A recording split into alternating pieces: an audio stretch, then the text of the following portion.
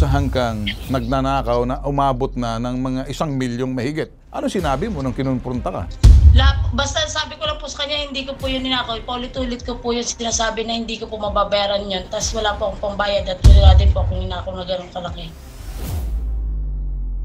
Kasi sa kanya pong obserbasyon ay naubos po ang kanyang paninda, ubos din po ang benta. Lumabos po na si Rhea pala ay nataya kay Lourdes Guray ng 600 isang araw sa isang kubrador. May ana, nakabili po ng kotse, nakapagbakasyon po sa Tacloban. Tapos meron pong paluagan na 3,000, 1,000. Tapos ang araw lamang po ni Rhea ay 400. Ito na lamang po si Rhea ang nangako na siya daw po ay magbabayad. Nang magkano? Ng 250,000 din po. Nagkasundo ba kayo ni itong si Ana, empleyado mo, na magbabayad siya ng 250,000 sa barangay? Opo. Nakailang patawag na po kami sa barangay. Paulit-ulit na lang po naman yan, ganyan ang sinasabi niyan. Hanggang sa pinaabot niya pa po hanggang dito sa bitag, parang pinalalabas lang, binabaliktad pa. Ako na nga ang ninakawan, ako pa ang mamalupit sa kanila. Ana, pakinggan mo ako, Si Bitag ako. Apo? Lumapit ka sa akin, Apo. huwag mo akong paikutin. Apo. Kung ikaw nasa tama, ipagtatanggol kita, ilalaban kita. Bakit dito binabago mo? Ma'am, ano tong sinasabi niyo na nagnakaw si ng 500,000 pesos? Yan po ay paunti-unti nilang tinutulungan. Paunti-unti. Sa CCTV. Kompleto ko na CCTV na nagkahalagang 500,000 pesos? Yan po ay estimate lang po. Estimate lang. Anong nakita mo sa CCTV? 3 times a day po sila kumukuha ng pera saka ng grocery. Okay. Sir, si salita. Ma'am Marian po ay may paalaga sa akin po 240 kada isang bulan. Bukod pa po ang extra niyan taya. Kaya po sinasabi ni Ma'am Marian na ako'y 3 beses binibigyan ng pera kasi po 240 sa umaga, 240 sa hapon, 240 sa gabi. Bukod pa po ang extra niyan taya. So, ibig sabihin, suki mo si Marian pagtataya ng Apo, STL apo. wedding. Totoo bang tumataya ka ng STL wedding? Opo, tumataya po. Ayun. Sa 240, ilang beses ka tumataya sa isang araw? 3 beses lang po. Okay, 3 beses, times 3. O kagawad, Helfon, ikaw nasa barangay ka, hindi ba? Pag ganitong nakawan na ng malaking halaga, hindi ba dapat pulis na papasok dito? Opo. Bakit hindi mo ginawa? Bakit hindi mo ginawa? Sa totoo lang po, yan po yung usaping bayan na. Ngayon po sila'y lumapit sa amin sa barangay na baka po magkakasundo. Nakipagkasundo ko ba? Sabi ko po, anon ko na lang po, huhulugan ko na lang para hindi niya pa ako para... So, pag umaming ka, huhulugan mo, umaming ka na nangulimbat ka ng pera. Sige, pagpapatuloy natin to. Abangan ang susunod na kabanata. Hindi pa tayo tapos dito. Makakausap natin via video call ang nagrareklamong kahera na si Ana Rhea Fetilo. Nasa linya. Ana, magandang umaga sa'yo. Magandang umaga, sir. Babalikan natin kung ano yung napag-usapan natin the last time, Abril 2024, pinagbintangan kang nagnakaw ng 500,000 pesos dahil nakita raw sa CCTV na may inaabot ka sa matandang kasabat mo raw pag nakaw. Ayan, may inaabot ka. Kanino mo inaabot yung pera? Yan, kukunin mo. Okay. Kanino mo inabot yan? Dito po kay Nanay Lourdes po. Si Lourdes siyang naka-green. Apo. Pink po. Okay. So, paano malalaman ng amo mo ng tinatayaan kay Lourdes ay yung numero, wala naman siyang resibo? Parang inabot lang sa iyo yung pera na wala man lang listahan kung ano yung numerong tatayaan, kung sakaling STL to. May alaga po siyang number at saka po yung siya po nataya po na extra number si Mrs. Choco. Tapos po pagkakataya po nila, kinukuhanan po ng picture sa cellphone nila. Okay, so nag-aalaga siya ng numero. Opo. Alam ng amo ni Ana Lourdes na inabot niyang pera sa'yo. Magkano inaabot sa'yo araw-araw? Minsan po mahigit pong 1,000 kalimitan kasi po may extra po siyang taya. Magkano ang inaabot ni Ana? Si Ana muna, magkano ang inaabot ni Ana? Minsan po may 600, may pinakamataas, may meron po minsan 1,600. Okay. 1,200. Okay, Ana, nagbibigay ka ng pera mula sa kaha na walang resibo, walang lista, 600 kung minsan 1,200. Alam ba ng amo mo to? Kaya ang tanong ko si Marian. Alam na po yun, nag-chat-chat na po siya kay nanay, tapos si nanay na lang po nag-ano sa akin, sasabi po kung magkano po yan ni ate. Sino magpapatunay niyan? Si Lourdes? Opo.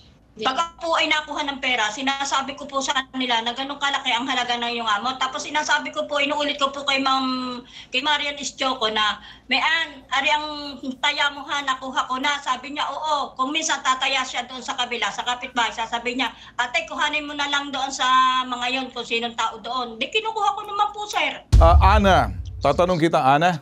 Inaakusahan ka ng amo mong si Miriam, inaakusahan kang nagnanakaw na umabot na ng mga 1 milyong mahigit. Ano sinabi mo nung kinumprunta ka? Basta sabi ko lang po sa kanya, hindi ko po yun ninakaw. Paulit-ulit ko po yung sinasabi na hindi ko po mababayaran yun. Tapos wala po akong pambayad at wala din po akong ninakaw na gano'ng kalaki. Wala ka bang nakuhang pera dyan na maaring hindi nalaman ng iyong amo, nakalimutan mong sabihin? Opo sir, yung pong ano po, yung sinabi ko po sa inyo, nakakuha po ako ng grocery. Tapos yung doon po kasama ko po ang nag-ano nun. Doon ko po sinabi sa kasama ko. Okay. Yung pong pagkakamali ko na ulit kay ate. Makailang beses ka humiram ng perang, kinuha mo sa kaha na hindi sinabi ng kasamahan mo sa amo mo. Isa lang po sir. Magkano yung halaga nakuha mo? Para 1,000 po yun. Ano sa palagay mo? Tama ba yun o mali? Mali po. Kasi Alright. hindi po ako nagpapaalam Alright. sa may-ari. Sige, okay. Sige. Alright. Sige ha. Dito naman si Barangay Kagawad Helfon Liesa. Magandang umaga. Narinig mo ba ang usapan namin ngayon? Aware ka ba? Ito po, narinig po. Alright, okay. Ano ba nangyari dito sa barangay? Kasi bakit hinawakan mong kaso na to pagdating dito sa mga ganitong klaseng kalahating milyon, inaakusahan siya kasi kung hindi, pinagbabayad siya ng 1 milyon. Anong tingin mo? Nung po nagpunta po si Ma'am Mayan Ischoko sa barangay, inireklamo nga po si Rhea Pitilo ng pagnanakaw daw nga po sa kanyang tindahan. Kasi sa kanya pong obserbasyon ay naubos po ang kanyang paninda, ubos din po ang benta. Ngayon po sa investigasyon po, nung umuwi na po si Rhea, kasi nagbakasyon po yan ng Tacloban, lumabos po na si Rhea pala, inataya ng 600 isang araw sa weteng. Diyan po kay Lourdes Guray. Namin po ni Rhea na siya ay nataya kay Lourdes Guray ng 600 isang araw sa isang kubrador. Ano po? Tapos, sinabi pa po ni Ma'am Meana, nakabili po ng kotse, nakapagbakasyon po sa Tacloban. Tapos meron pong paluagan na 3,000 isang linggo. Tapos ang araw lamang po ni Rhea ay 400. Ay ayon po sa salaysay ni Ma'am Mean Ischoko, nung pong nakaraang June, ay siya po ay nagdagdag sa kanyang puhunan ng 300,000. Tapos po nitong December, nagdagdag siya ng 500,000. Nung nagbakasyon po si na Ma'am Rhea sa Tacloban, doon po niya nakita na bakit wala ang kanyang paninda, wala din po ang benta. Doon po Okay. siya nakapag-isip ngayon na ireklamo po si Rhea sa barangay. Okay. Anong ginawa mo? Nareklamo, hindi ka ba nagsabi, tawagin natin ng pulis kasi medyo krimen na to, pag nanakaw na to. Hindi mo ba in-advisean dahil barangay ka, hindi na, pag ganito, kung titingnan, kung nakikita mo, krimen na yan eh. Yung pag pangungulimbat ng pera, kung ganun nga, kung may katotohanan, di ba dapat pulis na yan? Tama po kayo, sir. Ang nangyari po kasi diyan, nakiusap po may isa po pong kasamaan si Rhea. Yung po si Jenny Lynn, kasama po sa cashier. Ito pong si Rhea, nangako po siya magbabayad din. Ayaw po nilang dalhin sa bayan, ayaw po nilang dalhin sa pulis, na hanggat maaari daw po sa barangay. Sino may sabi na ayaw dalhin sa pulis? Si Rhea po, si Rhea Pitilo po. Well, anong sinabi ng amo niya? Dahil yung amo niya ang nagrereklamo, nakipag-areglo ba si Ana Rhea at saka si Jenny Opo, nakipag-ariglo po si Rhea na siningil ni Ma'am Mean ng 500,000. Nakapag-provide po si Jenny Lynn po ng 400,000. Nakapag-provide ng 400,000? Opo, tinanggap na po, hindi na po nakasama sa kaso si Jenny Lynn. Ito na lamang po si Rhea ang nangako na siya daw po ay magbabayad. Nang magkano? Ng 500,000 din po. Sana. Okay. So, ibig mo okay, sige. Kagawad, ako yung nagpapasalamat sa mga impormasyon na ibibigay mo. So, balikan muna natin, wrap up natin kung ano mga sinabi mo, ano? Sige po. Tumataya ng 600 pesos a day sa STL itong si Ana, base doon sa investigasyon ninyo? Opo. At nakabili ng kotse si Ana, base sa investigasyon mo? Opo. At nakapagbakasyon sa Tacloban? Ganon? Opo, nakapunta po sir. Ang kasamahan niya si Jeneline na sinasabi niya, doon siya nagpapaalam na hindi nakakaabot kay sa amo nila, nagbayad na ng 400,000 pesos na provide ni Jeneline. Opo. Opo, sa barangay Ito na po. lang si Ana ngayon ang nangakong magbabayad ng magkano? Kalahating milyon po. Kalahating milyon. Nakasabi po niya kaya ba pong huhulog-hulugan. Lourdes, magkano tinataya ni Ana sa'yo araw-araw? 200 po. 200. Ilang beses siya tumataya ng 200? Isa lang po. Minsan sa hapon po ay 50 sa... Saan niya kinukuha yung 200 na tinataya niya? Saka ha? Sir, lingguhan pong magbayad ari ng utang pagkakasahod po niya ng araw ng linggo. Okay, saan niya kinukuha yung perang 200? Hindi ko po alam, sir, kasi lingguhan po silang magbayad sa akin. Okay, so hindi mo na alam kung yan ay nanggaling. Ana, tatanungin lang kita, saan mo kinukuha yung pambayad mo ng 200? arawan mo 400 lang. Opo.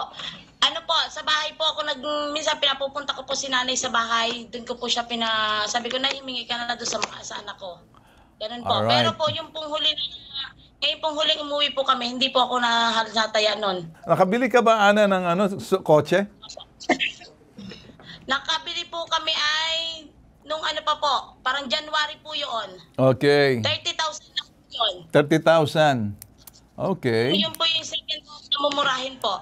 Pero saan nanggaling yung 600 pesos na tinataya mo? Yan sinabi mo sa barangay? Hindi po ako nagsabi po na Sino tumatay po nagsabi ako na sa barangay. 600 pesos ang tinataya mo kada araw? Well, ang sabi ko lang po sa barangay, opo, nakakataya ko, pero po hindi po ako nagbanggit ng kung magkano yung tinaya ko. Okay, balik tayo dito kay Kagawad. Kagawad, saan niyo nakuha yung sinasabing 600 pesos a day yung tinataya sa STL nitong si Ana? Si Lourdes Guray po, kasi sabi po niya, ang isang bola po ay 200 ang taya ni Rhea. Sa si Lourdes mismo nagsabi, 200 ang tinataya. Opo, Si Lourdes ang may sabi. Opo, may mga testigo po. Marami po kami sa barangay na magkakaharap. Anong sinabi ni Lourdes? 3 beses? Kung tumaya? Opo, 600 po isang araw. Ang taya po ni Rhea. Lourdes, sinungaling ka pala eh. Sabi ni Kagawad, dala 3 beses daw. Kung tumaya daw, 200 pesos. Marami rin testigo sa barangay. 200 pesos kada taya, 3 beses isang araw, 600. Hindi po, sir. Minsan po 200, kaya po inaabot ng 600 kung minsan ang taya nila. Sila nakakatama sa waiting. Pero po, pag hindi sila natama, umaabot lang po sa 300 isang araw ang taya nila. Hindi po sinabi Okay. ko sa... Kagawad, so anong nangyari dito? So, yung si Jeneline nakapagbayad ng 400,000 pesos doon sa amo niya na inaakusahan din. Ito na lang si Rhea ang hindi pa nakakapagbayad pero umamin na ang kanyang utang ay kalahating milyong piso base doon sa mga kinukuha niya at mga nataya niya sa STL na nanggaling sa tindahan mismo ng kanyang amo. Tama? Opo. Alright. So anong na yung desisyon ninyo ngayon? Ang naging decision po namin, hindi kami po patatlong patawag po sa barangay hanggang sila po ay magkakasundo. Tapos po, Nagkasundo na ba sila? Nagkasundo na, hindi pa? Adi, ang nangyari po yung nung hindi na po makakabayad itong si Rhea doon sa napagbilan po niya sa kotse na itinangako niyang ibabayad niya, na nabenta po ng 55,000 yung kanyang kotse na ipinangako po niyang ibabayad, hindi po napabayad at ang sabi po niya, ito 20K na daw po ang natira. Hindi na po ngayon pumayag po si Mamean, Istiyoko, na ganun ang mangyari. Kaya po humingi na po siya ng Certificate of File of Action na inisyuhan po ng ating mga justice. Okay, lupon ninyo. Okay. Si Lieutenant Colonel Rex, ano sa palagay mo rito, Colonel, nangyari? Sige. Po doon po, sir, sa mga kwento ng ating pong mga complainant na inaasukasuhan nga po ng pagnanakaw, na ano naman po sila sa barangay, yung isa, sir, ay nagkasundo na, yung isa lang ang hindi pa niya nagkakasundo. So, bilang pulis po, sir, ay iimbestigahan po talaga natin yan kung totoo pong mayroong pangyayari na nakawan. Okay. Alam ko naman, Colonel, ganun gagawin natin. Anong advice mo pag mga ganitong klaseng kaso, Colonel? As long as dapat po talaga kung mga ganyan na po, ilapit po nila sa amin dito sa police station para po magkaroon po ng proper investigation.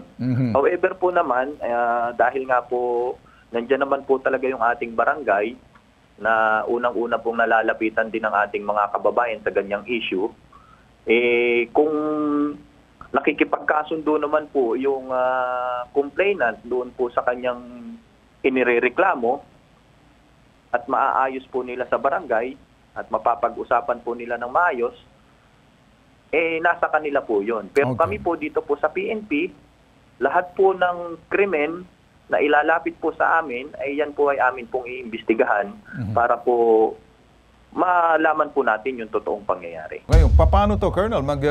Kumukuha ng certificate to file action daw yung amo. Ano pong magpa-file po sila? Kayo ba i-involve? Diretso na sa korte? Dadaan pa sa inyo? Kasi in-exhaust po ng amo, nasa barangay mag-usap, pero parang itong inarereklamo ata, hindi kayang bayaran, hindi natupad yung usapan. Yung isa, nagawa po, pero dito, ano pong normal mangyayari dito kung hindi nagkasundo, tapos hindi naman kumuha ng certificate to file action sa barangay, ano sa palagay mo susunod na mangyayari? Ayun nga po sir, pag hindi sila nagkasundo sa barangay at talaga pong gustong ipurso po nung nagre-reklamo yung kanyang akusasyon dito kay Rhea, ito po ay ating iimbestigahan ng maayos at kung ito po ay ano po ng ebidensya laban sa kanya, ay pwede po natin pong i-file po ito sa ating pong piskalya. Ayan, okay. With that, sir, kami nagpapasalamat po sa inyo nang bigay po kayo ng linaw rito kung ano po magagawa ng ating mga pulis. Maraming salamat po, sir. Mabuhay po kayo. Yes, sir. Anytime po. Anytime. Alright, sir. sige. Ganito. Okay. Hey, Miriam, magandang umaga sa iyo. Miriam. Good morning po, sir. Nagkasundo ba kayo ni itong si Ana, empleyado mo, na magbabayad siya ng kalahating milyon sa barangay? Opo. Alright. Bebenta niya daw po yung kanyang lupa at saka yung kotse, yung iaano daw niya. Pagdating po ng bentahan ng kotse, wala na akong maibigay, kundi 20,000 na lang. At nagastos na daw po niya. Nako. Ana, sagutin mo nga to Pambihira ka naman, lumapit ka sa amin, nagpapakampi ka, mabutin lang ka mo, nag-iimbestiga kami, kinuha namin kabilang panig. O sagutin mo ang amo mo, nag-usap lang pala kayo. Yan, sa ere, sagutin mo si Miriam, yung amo mo. Ano po yun, namingiyang nagmakawa po ako sa kanya kasi wala naman po talaga, pero hindi ko po inaamin yung binibintang niya po sa akin. Nagmakawa po ako sa kanya na baka pwedeng anihin ko na lang po. Yang babayaran ko na lang kahit wala po ako nakuha, basta patahimikin niya na, yung tahimik na po, para po sa mga anak ko na lang, gumanon po ako sa kanya. Tapos yung nabenta ko po yung kotse, 50,000 po. 30 po yung aking hawak noon papunta sa barangay, ibibigay ko po yun sa kanya. Kasi ang 20 po, ano na po namin Okay, sa bahay. Ana, nagkasundo kayo sa barangay Bakit mo binabagong Ana, pakinggan mo ako, Si Bitag ako. Lumapit ka sa akin. Wag mo akong paikutin. Kung kayo nasa tama, ipagtatanggol kita, ilalaban kita. Bakit yung kasamahan mo nagbayad ng 400,000 pesos sa mga nakulimbat niya na hindi nakaabot sa amo? Ikaw ngayon, nangako ka naman, kaya inamin mo ko hindi, wala ako roon Yan ang sabi mo, pero sa barangay, umaamin ka roon. Bakit dito binabago mo? Hindi po. O yung kausapin mong amo mo, si Miriam. Sige, mag-usap kayo. Miriam, nandiyan ka pa? Papa. O sige, gusto ko marinig ang pakikipag-usap mo kay Miriam kung paano ka magkasundo. Kasi kung hindi, sasabihin ko kay Miriam, tuluyan ka na. Magsampa ng kaso para magpasok ang pulis dito. Pwede kang imbestigahan. Baka ma-issuean ka ng arrest warrant niya sa ginagawa mo kapag medyo hindi. Maganda siguro. Gusto ko marinig kung paano ka makipag-usap sa amo mo. Dahil paniwala ako na biktima ka dito sa parting to. Medyo nagdududa ako Pasensya ka na. Nag-iimbestiga ako, balanse ako rito. Kausapin mo si Miriam. Miriam, nandiyan ka? O sige. Wait lang po. O sige. Kaya po ako pasensya ka na po. Kaya po ako pumunta kay Sir Ben. Kasi po, dun po sa, yung pong binintang niyo po sa akin na malaki, hindi ko man talaga po kinuha yun. Tapos yung bahay ko, yung ginawa niyo po sa bahay ko. Hanggang ngayon po, hindi po makapagtrabaho yung asawa ko dahil doon sa mga requirements niya. Yun naman po, hindi po ako para magpabida, ganyan po. Basta ang gusto ko lang po, tapos na tayo, yung karoon ng, yung makapag-ano na ulit po, yung ganyan. Wala po akong galit o ano man.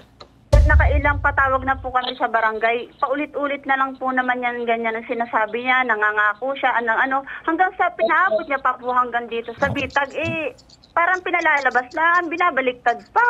Ako na nga ang ninakawan, ako pa ang nag-ano sa kanila, nang malupit sa kanila. Opo. Hindi po ate, yung po nga inaano ko po ay ate, yung bahay po, hindi niyo man lang po ako inano na, oy, yung gamit mo, kukunin ko na, ganyan. Hindi. Tapos Kung meron ka pinaano niyo naman pa sa barangay, hindi naman ako basta na nag-ano. Ana, Sa sandali. barangay. Sinabi ko sa barangay, kukunin ko yung mga ano ganyan. Pumayag ka naman na. Pumirma ka. Sabi ko, wala ka naman ang gamit dyan. Bakit sasabihin mo, niransak ko yung apartment? Bakit ko gagawin yon? Ate, hindi po.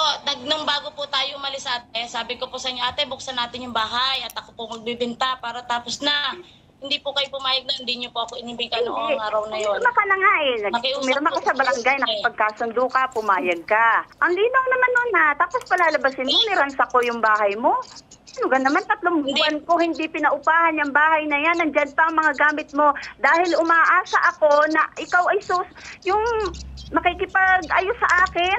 Ay hanggang sa pinaasa mo lang ako ng pinaasa. Alam mo naman po, te, wala akong, sinabi ko po sa iyo, hindi ko po inaamin yung binibintang nyo. Tapos, wala naman po, kita nyo naman po, walang-wala kami, hirap na hirap kami. Kaya pinipilit po talaga para tayo ay matapos na kasi ayaw ko naman po na mahantong tayo sa ganito eh. Wala pa sana kita. Yung binigay mo, yung binayad sa'yo ng kotse, ay binigay mo sa akin na eto, pasensya ka na ate, eto palang pera ko, ayan. Ay hindi eh, haharap ka pa sa akin, ganun sasabihin mo, nagmamataas ka pa sa akin.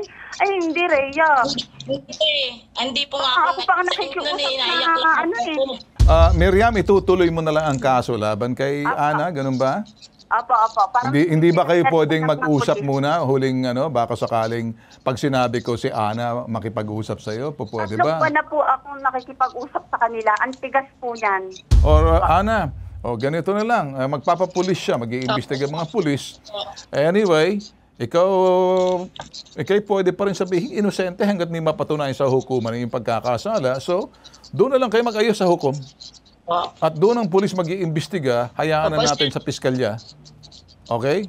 Para isampa yung kaso sa hukuman, yan ang gusto mo mangyari. Ganun na lang. Apo. Sa parting to, ayaw kitang husgahan. Inosente ka hanggat mapatunayan, hindi mapatunayan sa hukuman.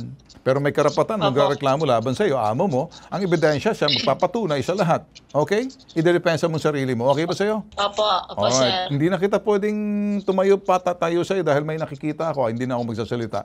Mga boss, layunin po namin hanapin yung katotohanan. Kami po ay naging balanse, patas at parehas. At kinakalkal po namin yung sinasabing katotohanan. Siguro naman nakita ninyo, kayo na po balang humusga. At binigyan po natin ng kabilang panig na marinig ang kanilang panig. Nakita po natin, ito po ang nag-iisang pambansang sumbungan. May tatak, tulong at serbisyo, tatak, bitag, ni Ben Tulfo. Ilalabang ka, di kayo iiwan. #ipabitag mo.